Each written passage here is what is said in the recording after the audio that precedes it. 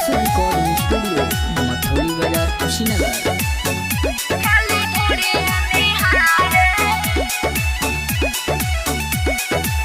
हो मीठा बात करेला हमसे घात करेला बड़ी हमसे मजाक दिन रात करेला कब कहे सखी।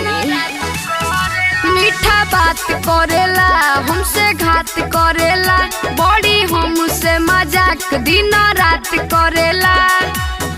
ए सखी त लागे छिना रे हमर देवरा दुलारे आए हाय रे खाली ढोड़िए निहारे आए हाय रे हमर देवरा दुलारे।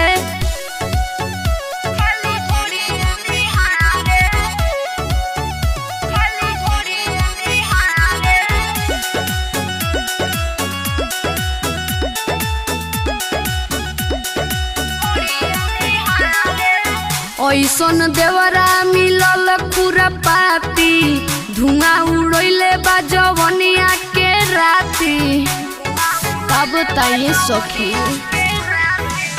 ऐसन देवरा मिलल पूरा पाती धुआं उड़ैले बा जवनिया के राती। ए सखी उ ना जाए दुआरे हमर देवरा दुलारे आए हाय रे खाली ढोड़िए निहारे आए हाय रे हमर देवरा दुलारे।